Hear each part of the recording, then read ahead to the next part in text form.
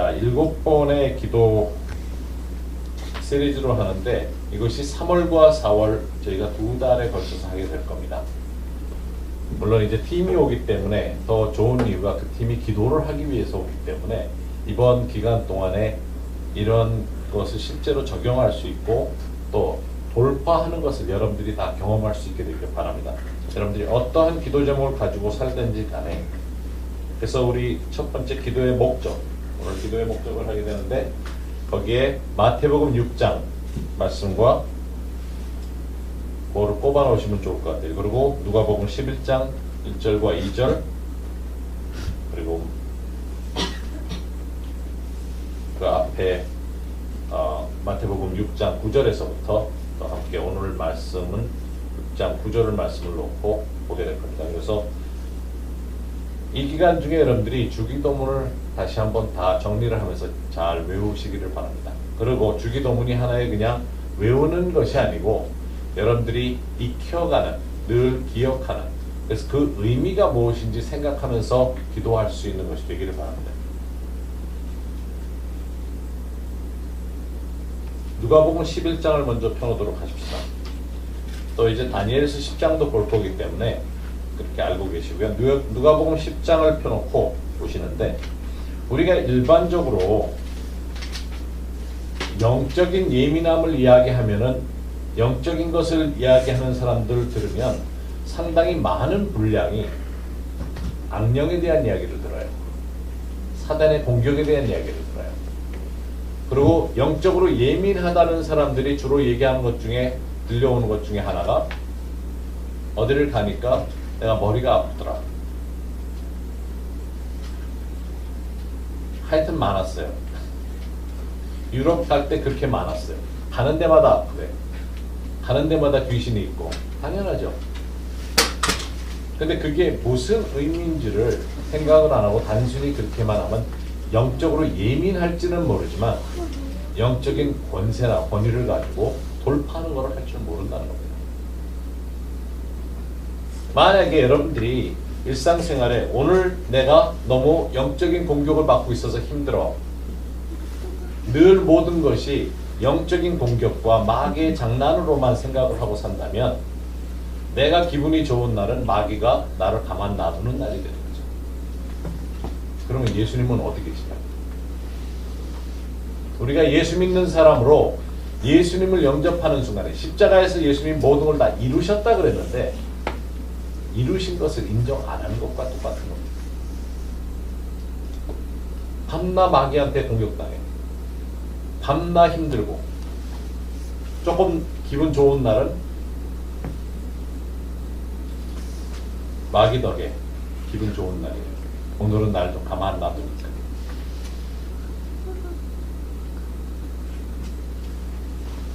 우리가 마귀에게 집중하게 되면 그런 삶을 살다 보면 기도라는 것이 응답이 안 될 수밖에 없어요.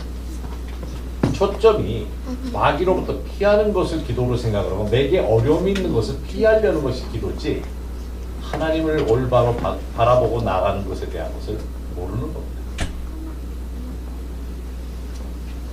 하나님께 충분히 영광을 드리지 못하는 삶을 사는 거라고 합니다.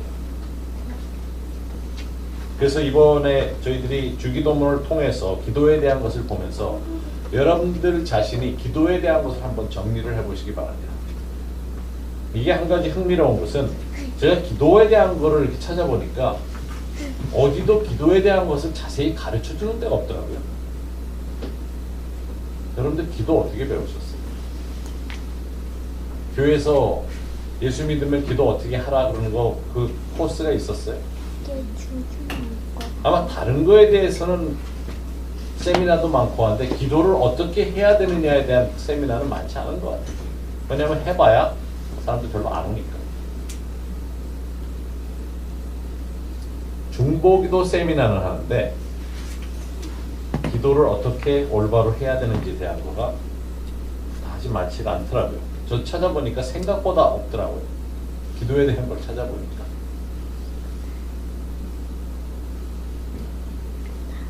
그렇다고 여러분들이 지금 기도를 충분히 못하고 계시다 이런 이야기를 하는 것도 아닙니다. 사실 기도가 우리가 급할 때는 주여 하는 한마디에 메시지가 다 담겨 있어요. 그것이 하나님의 은혜죠. 아버지의 사랑이기 때문에. 아기가 응애거리고 올 때 엄마는 안다고. 그렇잖아요. 근데 밤낮 응애거리겠네요. 여러분들 밤낮 응애거릴 거예요. 하나님 앞에 나와서. 이제는 성숙한 자리에서 주님과 대화하는 자리에서의 기도를 생각할 때가 된 겁니다. 하나님께서 한 단계 도약을 하라고, 앞으로 나아가라고. 그래서 기도를 통해서 하나님이 이끄시는 방향으로 가야 되는 겁니다. 말씀을 읽고, 그래서 여러분들에게 말씀 읽는 것을 지금 강조를 하면서 시작을 했죠. 이전에 굉장히 우리가 강조를 했던 것이 영적으로 하나님 임재 속에 기름 부으심에 들어가는 것을 강조를 하는데, 다시도 돌아보겠지만 지금 이 순간에는, 이번 달과 다음 달에는 기도에 대한 것을 집중적으로 볼 겁니다. 그래서 여러분들 각자가 어떤 기도의 패턴을 하나를 가지고 계셔야 돼요. 그래서 여러분들이 기도할 때 늘 나오는 말씀이 일반적으로 나오는, 반복적으로 나오는 어떤 문장들이 있어야 된다는 겁니다. 하나님께 기도할 때 기본적인 틀이 갖춰져 있는 것이 내 삶에 배워야 된다는 겁니다. 말씀을 읽는 것도 틀이 배듯이 기도도 마찬가지입니다.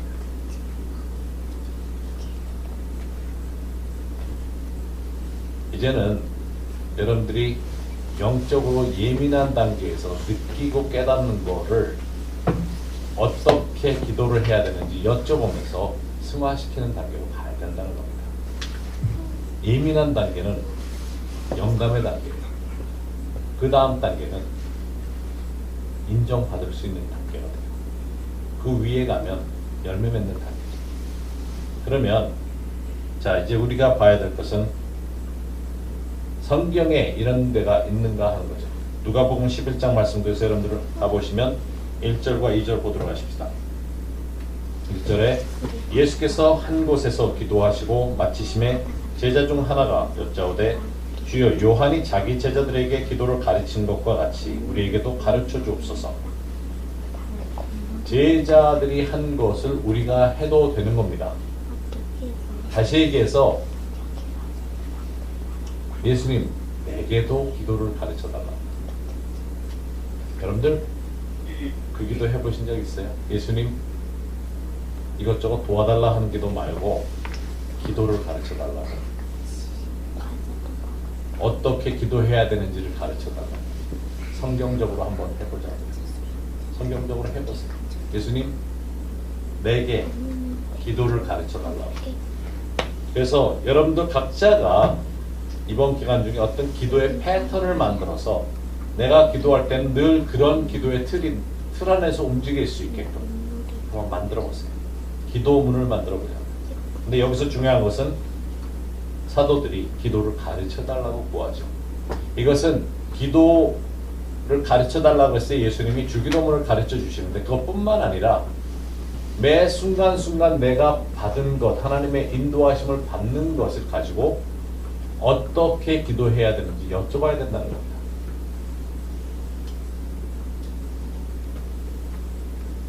예수님께서도 기도의 필요가 있으셨어요. 그래서 기도하셨죠. 그러면서 2절에 예수께서 이르시되 너희는 기도할 때 이렇게 기도하라 그러시죠.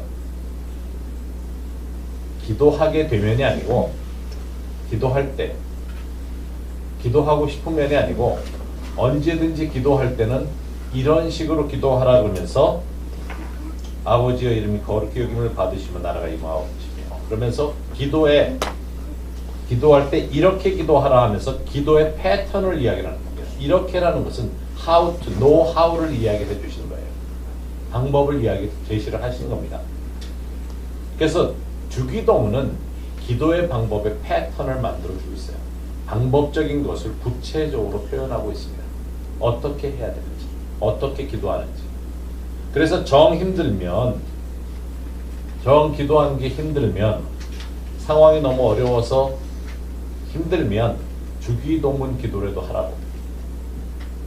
근데 이번에 일본 갔었을 때 사실 이 내용을 1년 전에 가서 가르쳤던 내용이기도 한데, 일본에서 상당히 많은 젊은 부부가 자기들 아침에 부부가 손잡고 하루 시작할 때 출근하기 전에 주기도문을 같이 하고 시작을 한다고 그걸 와서 이야기를 해주더라고요. 적어도 거기서부터 시작을 하는 거죠. 부부들이. 왜냐하면 기도를 길게 하는 것보다 어떤 면에서는 그것이 더 좋을 수 있어요. 부부라면 가족을 위해서 기도를 우리 가정을 위한 기도문을 만들어 놓는다면 부부가 하루를 시작할 때 같이 손잡고 그 기도문으로 시작할 수 있어요.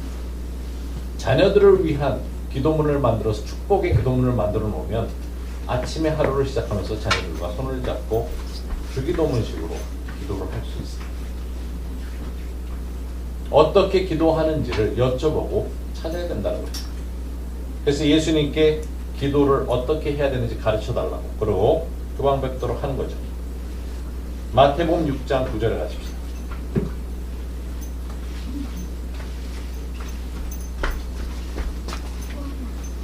이제 마태복음 6장 9절을 6장에 있는 말씀을 우리가 주기도문 전체를 공부를 할 텐데 6장 9절을 먼저 보도록 하십시오. 그래서 이렇게 기도하라고 하면서 이런 매너로 이런 패턴으로 이 방법으로 기도하라고 이야기를 하시면서 하늘에 계신 우리 아버지여 이름이 거룩히 여김을 받으시오며 그래서 이 한 절만 가지고 먼저 공부를 하도록 하십시오. 이것을 다 끝날 때는 여러분들 주기도문을 확실히 이해하고 외우실 수 있게 되길 바랍니다. 그래서 첫 번째가 기도는 진지하게 접근하라. 기도는 진지하게 접근해야 됩니다. 에베소서 6장에 보면 전신갑주에 대한 내용이 나오면서 12절에 우리의 씨름은 우리가 여기는 모두를 이야기를 하죠. 우리 모두의 씨름은 혈과 육을 상대하는 것이 아니요 통치자들과 권세들과 이 어둠의 세상 주관자들과 하늘에 있는 악의 영을 상대함이라. 우리는 전쟁 중에 있죠. 죽음과 관계 있습니다. 도적이 오는 것은 도적질하고 죽이고자 온다는 거죠. 그러면 그것을 아는 만큼에 있어서는 경계를 해야 되는 거 맞습니다. 그래서 이것을 진지하게 생각을 해야 돼요. 영적인 거기 때문에. 또 한 가지 여기서 중요한 것은 이 영적 전쟁은 목사나 영적으로 예민한 사람이나 기도할 줄 아는 사람만이 하는 게 아니죠. 그 사람들이 도움을 줄 수는 있을지 모르지만 본인이 하고 있지 않은 상태에서는 기도의 응답이 오기가 힘든 거죠. 그래서 이 기도 제목들 많이 올려놓는데 어느 정도 기도해 주다 제가 통보를 해요. 본인도 기도를 하라고. 왜냐하면 본인이 기도하지 않는 기도는 계속 올라오니까 똑같은 채로 그냥 이렇게 카피하면 되잖아요. 클릭해가지고 카피 복사해서 옆에다 옮겨놓으면 그대로 다시 들어가잖아요. 다음 달에. 그게 기도가 아닌 거죠. 복사하는 방법을 아는 게 기도가 아니고 실제로 영적인 것을 가지고 돌파하려는 마음이 있어야 돌파가 되는 거라. 그리고 그 싸움의 대상이 여기서 중요한 것은 principalities라 그래가지고 지역을 다스리는 영이 있어요. 군주라 그러기도 하는데 군주의 영이라 통치자들, 권세들, 어둠의 세상 주관자들, 하늘에 있는 악령들, 지역을 이야기합니다. 그래서 우리가 나라를 생각할 때 정치인들에게 여러분들이 투표했기 때문에 정치인들에게 다 맡겨놓을 수 있는 게 아니라는 거죠. 내가 낸 세금을 저 사람들이 잘못하면 IMF 나와요. 또 터져요. 그렇죠. 누구 잘못으로 돌릴 거예요. 믿지 않는 사람이 아니라 믿는 사람들이 책임지고 기도해야 되는 의무가 있는 거죠. 그래서 영혼 구원이 영적 승리의 방법인 것은 맞지만 우리가 삶에 있어서 방해받는 것에 의해서 떨어져 나가지 않기 위해서는 정신을 차려야 된다는 겁니다.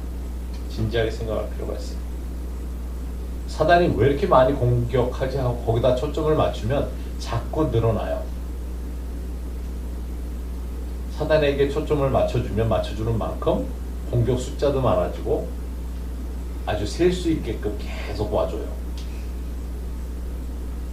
자, 귀신 쫓으면 귀신이 나가준다 그랬잖아요. 이게 영적 전쟁이라니까요. 여러분들이 뭔가 더 잘하는 것, 내가 이만큼 잘하는데 하는 마음을 갖게끔 해주기 위해서 마귀가 우리가 하는 것과 잘 호흡을 맞춰준다니까요. 영적 전쟁을 하려고 그럴 때. 그래서 교만해지게.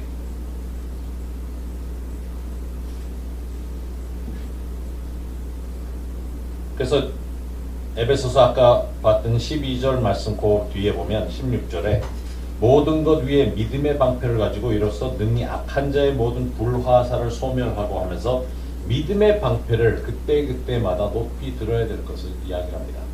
불화살은 내게 날라 들어오는 거예요. 멀리서 오는 거예요. 가까이서 오는 거 아닙니다. 그러면 불화살을 막기 위해서 방패를 들어 올려야 돼요. 그냥 가만히 서 있는 게 아니에요. 믿음은 그래서 기도하는 데 있어서 절대적으로 필요한 요건이죠.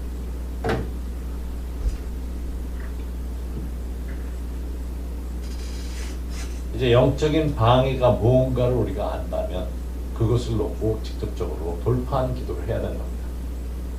저희가 이제 이번에 SRC 팀이 오게 되면 이 장소를 놓고도 기도를 할 겁니다. 저희 모임을 놓고도 기도를 할 겁니다. 하나님께서 어떻게 이것의 영적인 돌파를 주시려는지를 깨달아 알고 할 겁니다. 우리가 선포하는 건 선포를 하지만 어떤 방법으로 하나님이 하라 그러신지를 깨달아 알기 위해서 같이 기도를 할 겁니다. 그래서 앞으로 이그스네스 파운데이션의 그 사역이 하나님의 인도하심 속에서 나아갈 때 많은 사람에게 영향을 끼칠 수 있는 방법이 무엇인지, 우리가 사과 3개밖에 없는데 4개의 사역을 할 수 없는 거죠. 4개를 남에게 줄 수는 없는 거죠. 똑같은 거예요. 우리한테 주어진 것만큼에서 하지만 하나님께서 인도하실 때는 그 모든 것을 다 감당할 수 있게끔 인도를 하실 겁니다. 계속적으로 지금 어떤 면에서는 이게 뭔가 할 정도로, 사실 여태까지 저희가 사역하면서 이렇게 여유 있게끔 뭐가 돌아갔던 그런 건 없는데 여유 있게 보이나 봐요, 사람들이. 늘 그것 때문에 상처받는다니까.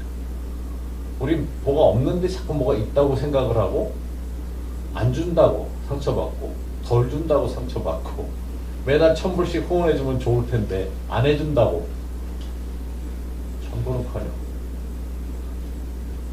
진짜 희한해요. 그러면서 최근에도 그런 얘기를 들었는데, 우리가 그렇게 여유 있는 사역을 하는데 왜 지원들을 안 하고 있냐고 그러더라고요. 그래서 태훈 형제한테 우리 얼마나 통장에 돈이 많길래 그렇게 생각들 하냐 그랬더니, 통장에요? 너무 희한해요. 진짜 희한해. 그런 말이 이렇게 많이 돌아간다는 자체가 희한해요. 하여튼 뭐가 많은가 봐요, 우리. 남들 준다니까. 저희 이그스네스 파운데이션은 미국에도 큰 자금을 거기다 보내줘서 세금 혜택을 받고 다른 지역으로 자기들을 지정하는 대로 보내달라 그러는데 너무 큰 돈이 올라가는 거예요. 우리 한 달에 겨우 4,000불, 5,000불 가지고 씨름을 하고 있는데 10만 불, 20만 불씩 돈을 보내줄 테니까 자기가 지정하는 대로 보내줄 수 있겠냐고 자기들한테 세금 혜택 주면서. 우리가 쓰는 것도 아니고 그렇게 했다가 우리 IRS, 저 미국의 세금 감사받기 시작하면 정신없어요. 볼치만 하고 있어요. 우리가 그렇게 큰 단체가 하는데 하루아침에 그렇게 큰 돈이 왔다 갔다 하면, 몇 억씩 왔다 갔다 하면 감당을 못하는 거죠. 근데 그렇게 크게 알고 그런 거를 해줄 수 있겠냐고 자꾸 연락이 와요. 너무 희한해. 우리가 하나님 그런 돈을 좀 주시면, 그렇게 쓰다가 그런 돈이 왔다 갔다 하는 건 괜찮은데 희한하게끔 사람들이 이렇게 생각을 하더라고요. 그래서 전에 우리 김자 목사님은 가난한 척을 못해서 탈이라고, 뭐 어떻게 해야 되는지 모르겠지만 하여튼 우리가 하나님이 허락하시는 한도에서 한다는 것은 영적인 유혹을 차버리면서 할 수 있는 겁니다. 우리 자신이 기도할 때도 마찬가지예요. 많은 경우에 로또 당첨되기 위해서 기도하는 기도를 많이 해요. 재정적으로 하나님 풀어주십시오 하면서. 자기 모습을 좀 확인할 필요가 있죠. 내가 가질 수 있는 그릇이 간장 종기면 간장을 담아야지 거기다가 묵을 갖다 받아놓으면 묵사발이 돼버릴 수가 없는 거죠. 그건 완전히 넘쳐버리죠. 내 자신이 쓰임받는 자리에서의 모습을 아는 게 굉장히 중요한 거예요. 그런데 많은 경우에 누가 그렇게 대우해주는 것처럼 누가 그렇게 이야기해주면 내가 붕 떠버릴 수 있어요.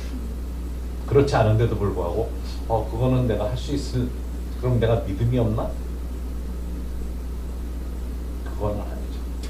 그래서 우리가 기도하면서 깨달아야 될 것은 영적인 그런 기도를 사탄이 우리를 향해서 이런 어둠의 권세자들이 우리를 향해서 다가올 때는 붕 띄우는 그런 것을 만들어줍니다.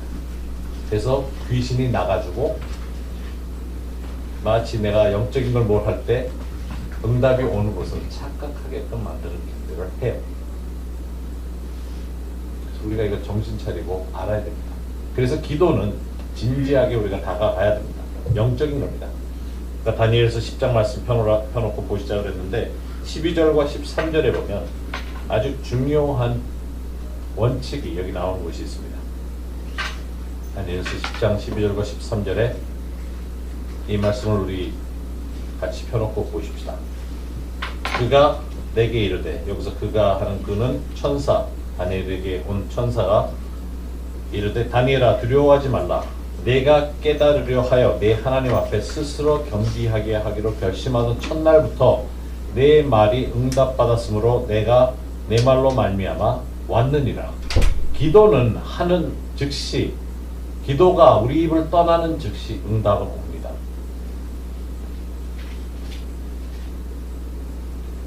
우리가 하나님께 올려드리는 기도가 드려지는 즉시 하늘에서도 즉각적인 반응을 합니다. 이 말씀을 보면. 그런데 여기 보면 바하사 왕국의 군주가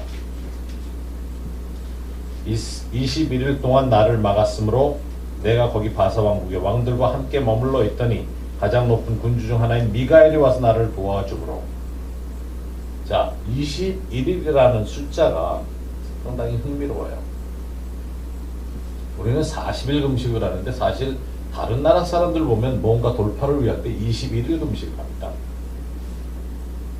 40일 금식은 예수님이 하신 건데 건방지게 예수님처럼 되려고 더 크게 되려고 노력을 해서 그런지 모르겠지만 40일 금식보다는 21일 금식이 사실은 돌파가 더 잘 일어나더라고요. 21일 날 금식하는 이유가 여기 있어요. 우리가 뭔가 기도를 했을 때 응답은 동시에 떨어집니다. 그런데 가지고 오는 천사, 나를 위해서 예비된 천사가 있어요. 각자들의 향해서 준비된 천사가 와야 되는데 오는 중에 방해를 입습니다. 오는 길에 그 principality 때문에 그 지역을 다스리고 있는 영이 방해를 할 때가 있어요. 오지를 못해요.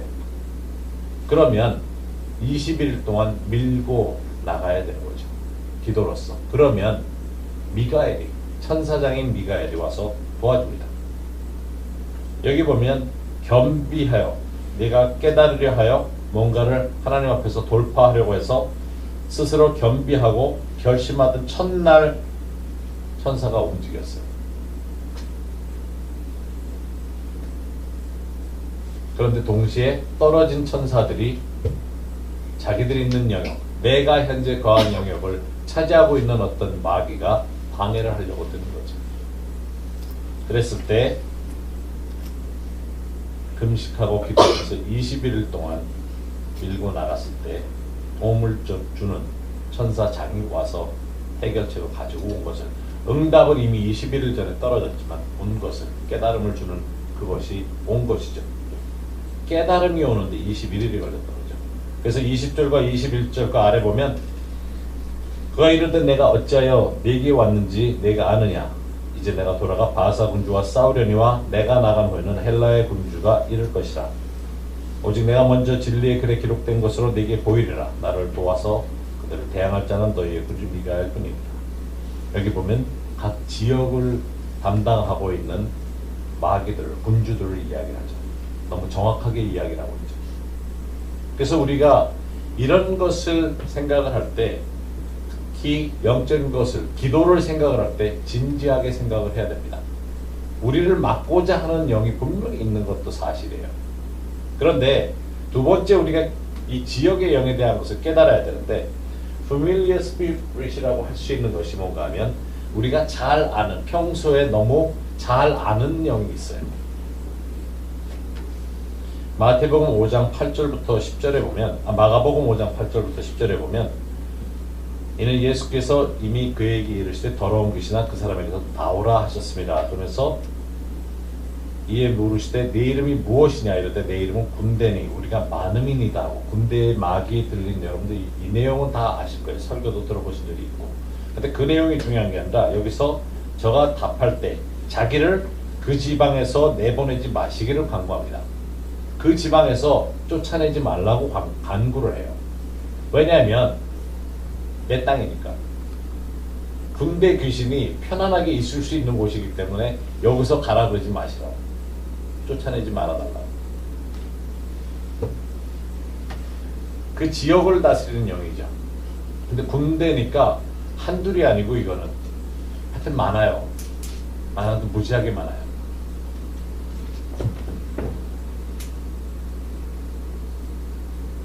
지역적으로 정확하게 이렇게 구분이 되어 있어요.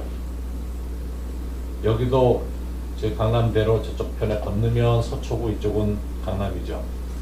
놀라울 정도로 자기 영역을 딱 알고 있습니다. 너무 잘 알고 있어요. 우리는 강남 쪽에 지금 붙어 있는데, 서초 지역하고 강남하고 여러분들 이쪽을 잘 모르는 사람들을 이렇게 걷게 만들면 이 길 하나 차이로, 강남대로 차이로 차이가, 느낌이 다른 걸 알 수 있어요. 길 저편하고 이편하고 다릅니다. 서초구하고 강남구하고. 지역을 다스리고 있는 영이 다르죠. 또 한 가지, 제가 이번에 팀이 오면은 같이 다니면서 알고 싶은 것이, 옛날에 이 지역이 무엇이었을까 하는 궁금증이 생기고 있어요. 지금 우리가 있는 곳이 강남 지역에서 제일 높은 곳이거든요. 조금 더 올라가면 사실 언덕이라고 그러기에는 좀 험할 정도로 거의 동네 산 정도 되는 높이에요. 그럼 여기 전에 무엇이었을까? 여기 뭐 하던 곳인가? 이쪽 지역을 놓고 땅을 밟으면서 기도를 하면서 확인을 해봐야 될 것 같은 생각이 들어요. 여기가 무엇이었기 때문에 이렇게 영적 전쟁을 서로들 하려고, 우리 바로 윗집에, 위에 윗집에 절도 들어오고, 최근에 왜 여기 들어와서 모든 걸 하려고 그러나, 교회도 8군데나 있고, 또 한국교회에서 이단이라고 한때 혼돈을 주었던 귀신파, 귀신론 아주 열심히 강조하는 교회도 바로 꼭대기에, 이 꼭대기에 있잖아요. 강남 제일 꼭대기. 그런 게 다 희한해요. 여기가 도대체 뭐였는데, 무엇 때문에 이렇게 들어가? 영적 전쟁을 한다고 자꾸 강남이라고 그러는데 강남역은 아닌 것 같고, 그럼 이 위가 무엇을 이야기? 서울 지역의 영이 어떤 것을 이야기한다고 생각하세요? 서울의 영. 강남도 그럴 수 있는데 북위, 영화 이런 것들이 다 있잖아요. 청담동이 강남구죠. 부의 상징이라고 할 수 있을 정도. 그럼 여기서 어떤 것에 영적인 전쟁이 이루어지고 있겠다 생각을 해보실 필요가 있는 거죠. 하나님께 여쭤볼 필요가 있어요. 그래서 기도에 대한 구체적인 것을 찾을 필요가 있죠. 그러면 그런 영이 사로잡고 있고 그런 영이 있다는 것을 안다면 우리는 어떻게 반응을 해야 됩니까? 반대적인 거. 반대적인 거죠. 이 강남 지역이 그런 지역이라면, 그렇다고 이 가난한 사람들이 길에 없을까요? 있죠. 홈레스들도 있더라고요. 진짜 가난한 사람들. 이렇게 사람이 많이 다니는데도 있어요. 그러면 우리 주위에 그런 영적인 도전이 있을 때 우리가 해야 되는 거, 반대적인 거는 뭐예요? 부귀와 영화를 가지고 그것을 가지고 흔들려고 할 때는 나눠주는 거죠.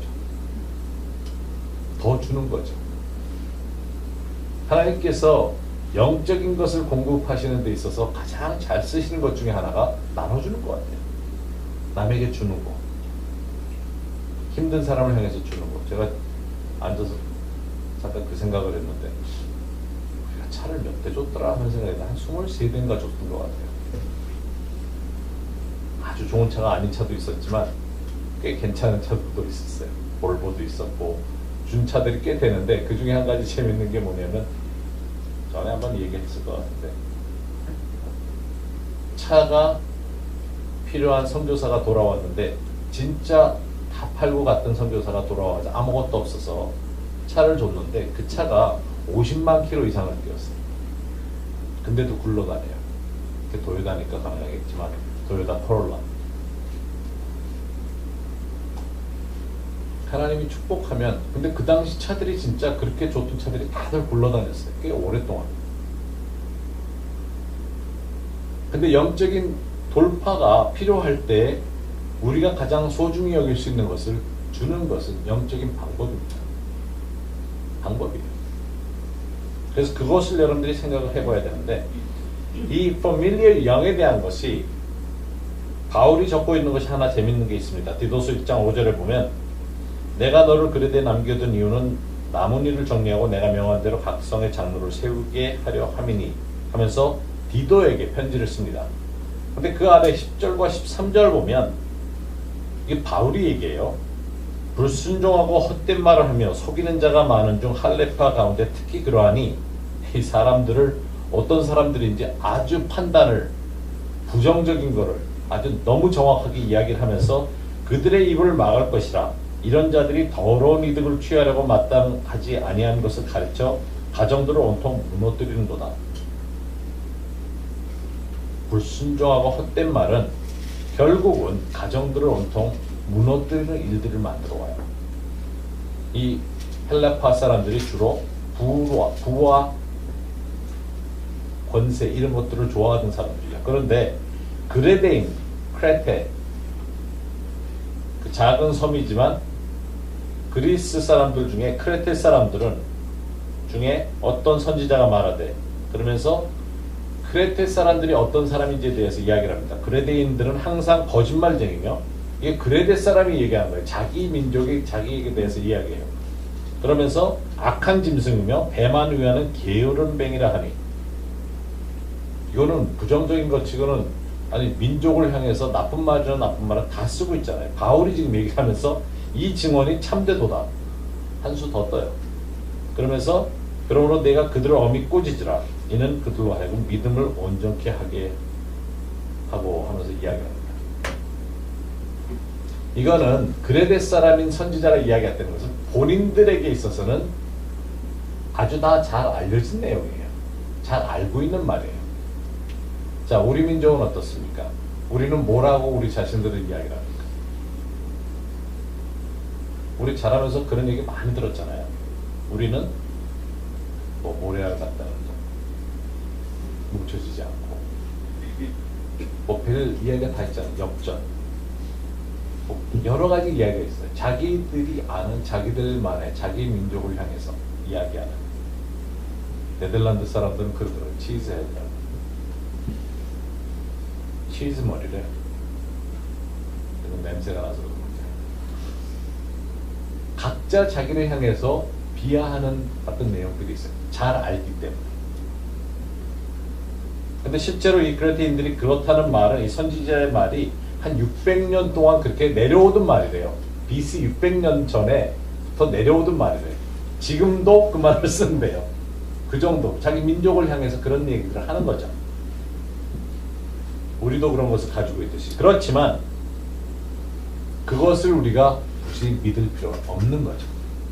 거짓의 영으로 우리에게 그렇게 우리로 하여금 앞으로 나아가지 못하게끔 만든 일이기 때문에 늘 부정적인 거에 대해서 이렇게 듣다 보면 거기에 우리가 속는다는 겁니다. 좀 밀리해지는 거죠. 이것은 귀신이 하는 것이고 악령이 하는 것이고 특히 이 지역 영이 하는 겁니다. 그 자리에 오래 앉아 있다 보니까 잘 알아요. 그러면 우리 가정에도 그런 게 있어요. 가정에 너무 패밀리해, 너무 잘 알아 우리에 대해서.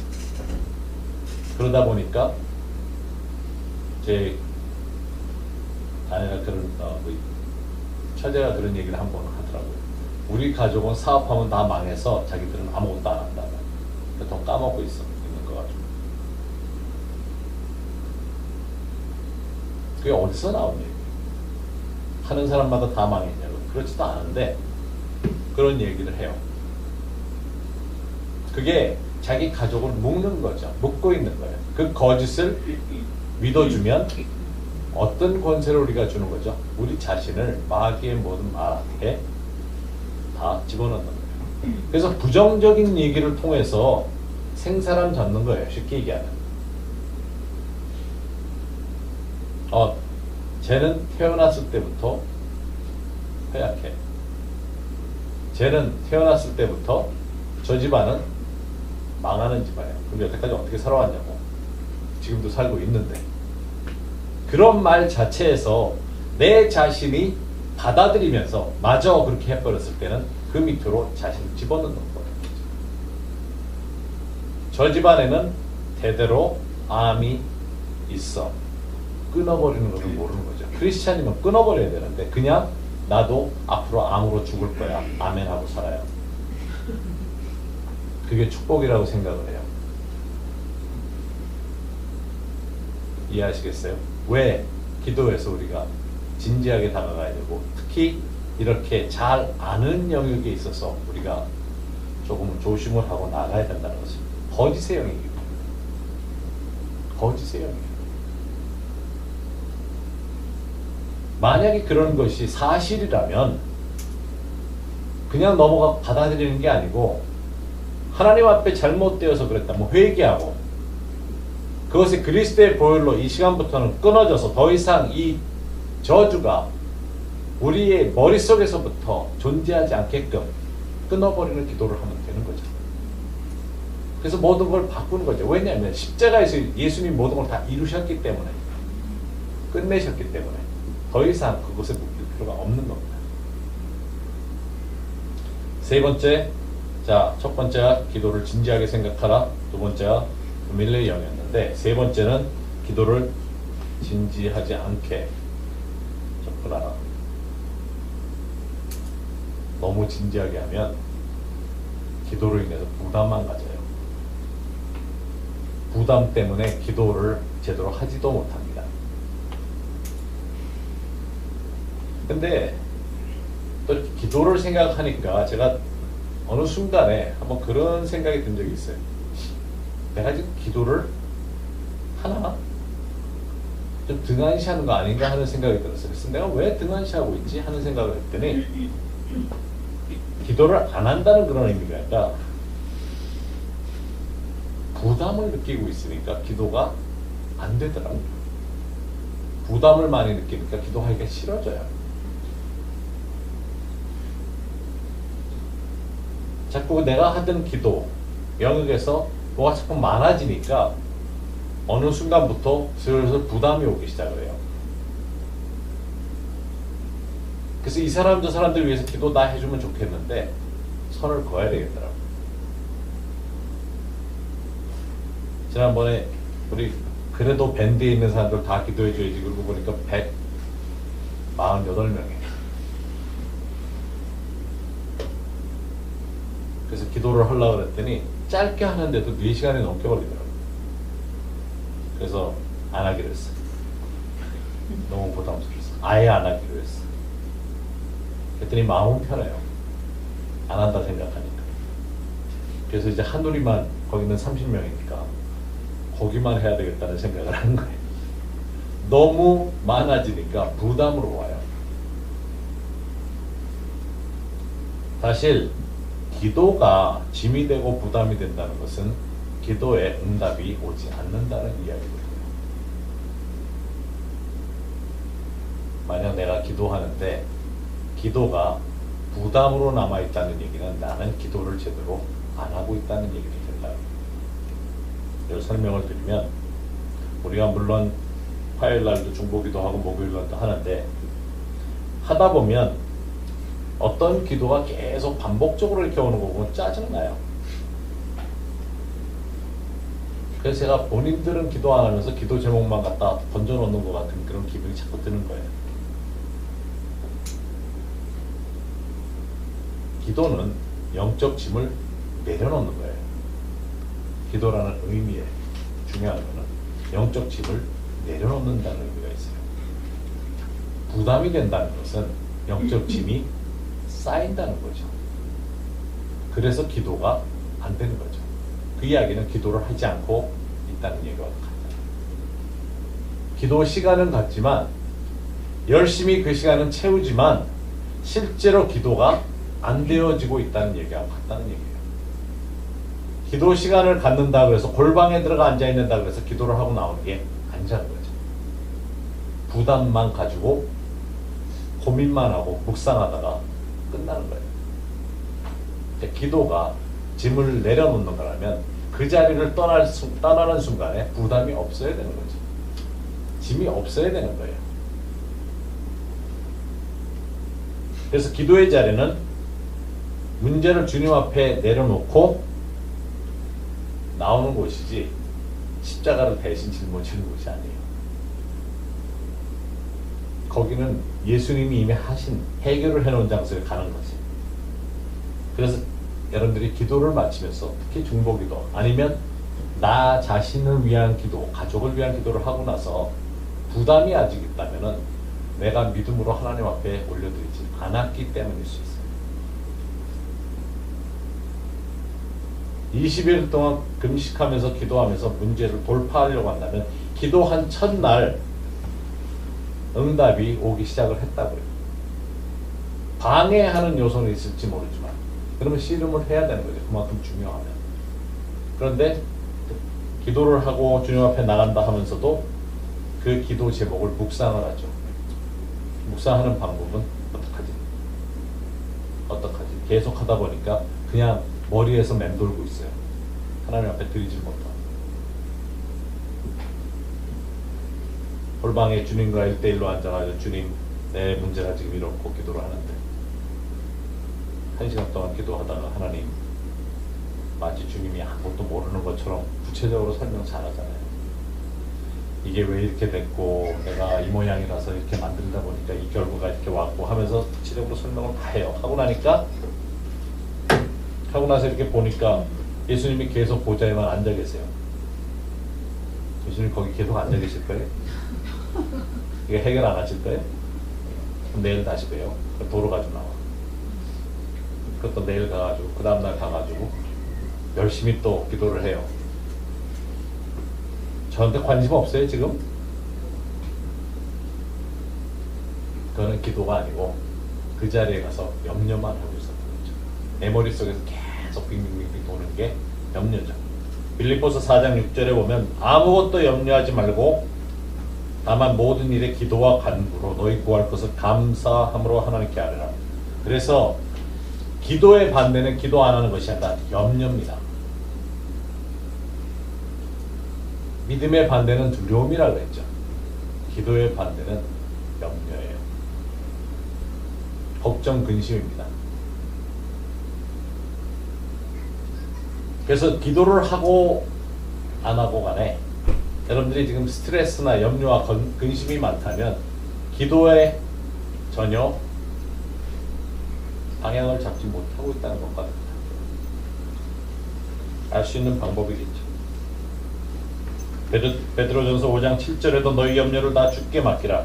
이는 그가 너희를 돌보심이라. 여기서 맡긴다는 것은 내가 가져야 되는 그 모든 부담과 책임을 옮겨놓는다는 거죠. 옆에다 옮겨준다는 거예요.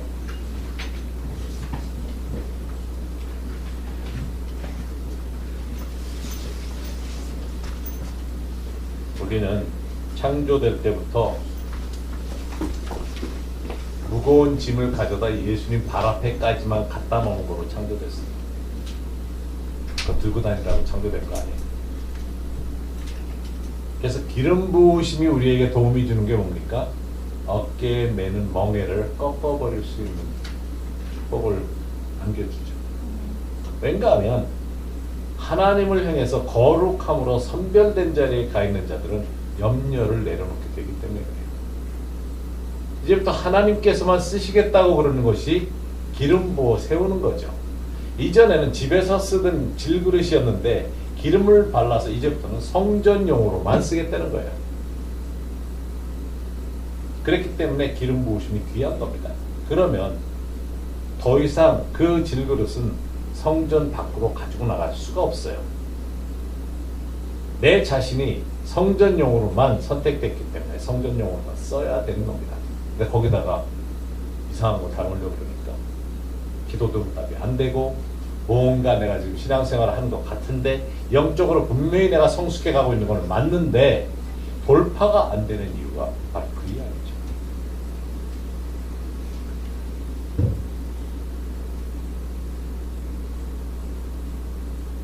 시편 55편 22절에 네 짐을 여호와께 맡기라. 이것도 맡긴다는 의미는 던져 놓아라 하는 의미고 그가 너를 붙드시고 의인의 요동함을 영원히 허락지 아니하시로다.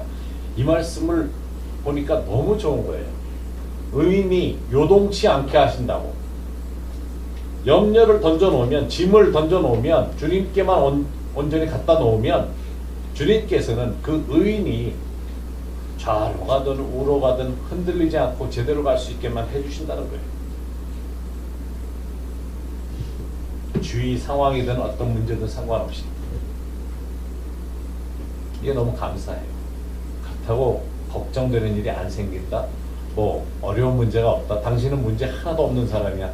항상 모든 게 많잖아. 그렇게 봐주는 게 너무 고맙죠. 바로 이 말씀 때문인 거예요. 이 말씀 때문이에요. 다른 사람들은 풍요롭게 볼 수밖에 없어요.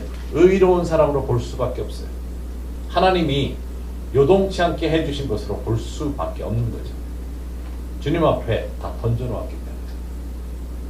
염려와 걱정과 근심을 다 던져놨기 때문에. 짐을 던져놨기 때문에. 갈림길에서 이리 갈까 저리 갈까 우왕좌왕 할 필요가 없다는 겁니다.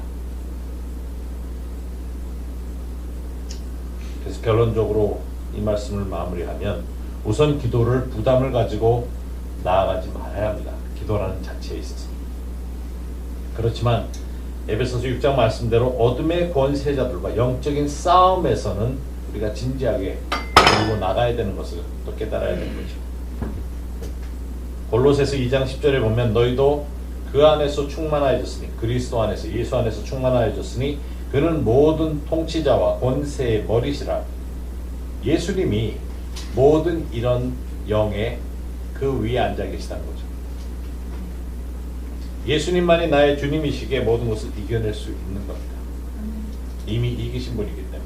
그분만이 모든 것을 주관하고 계시고 우리 각자를 포함해서 우리 과거를 돌아보면 수치스러운 것이 있을 수 있지만 영적으로 자라는 데 있어서 폭풍에 휩쓸렸던 것 같은 그런 과정이 있었을지라도 주님께서는 심지어 우리가 실패해서 마귀에게 당했던 것을 아는 상황에서도 다시금 일어나서 앞으로 나오시게 해주신다는 겁니다.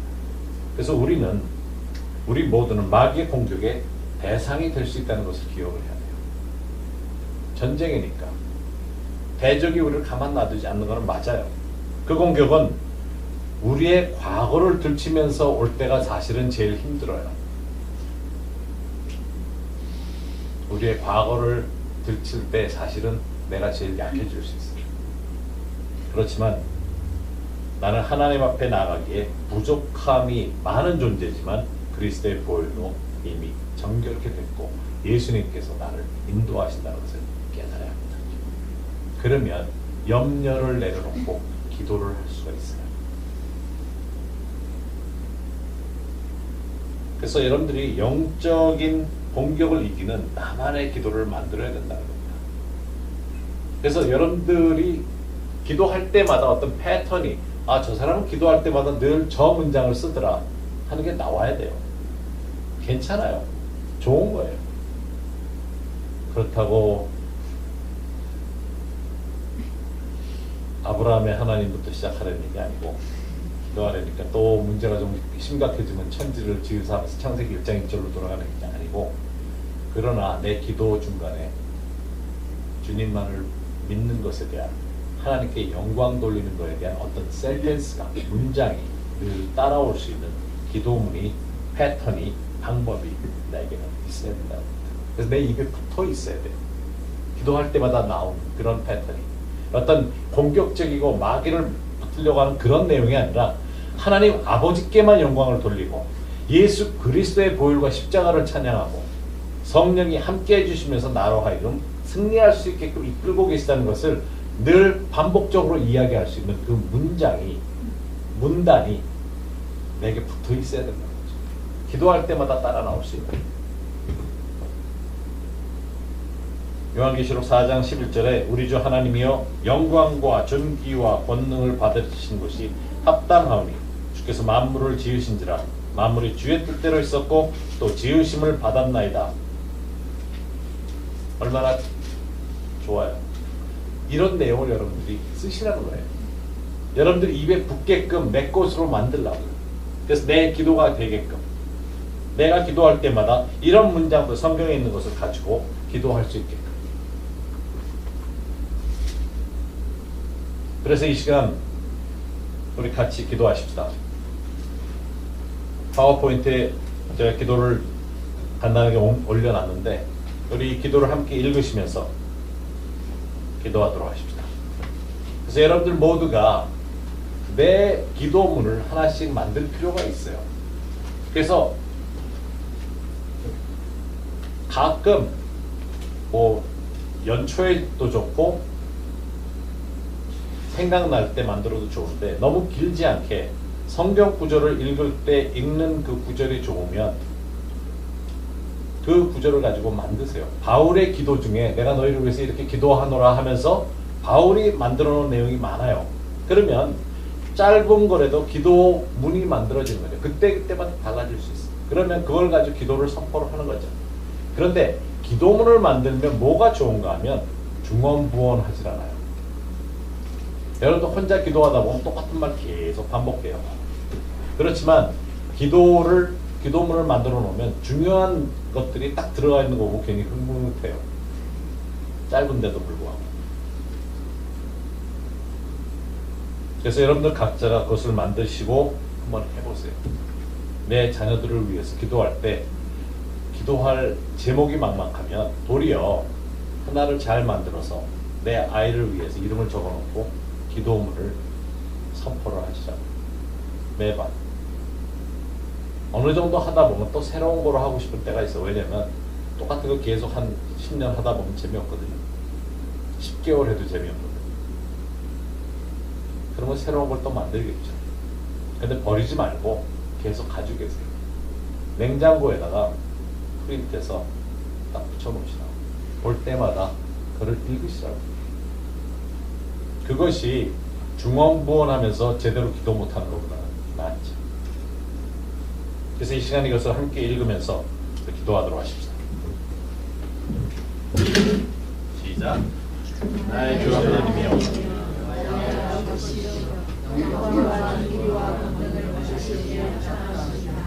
주께서 나를 지으시고 나는 주의 뜻을 듣고 또 지음을 받았나이다.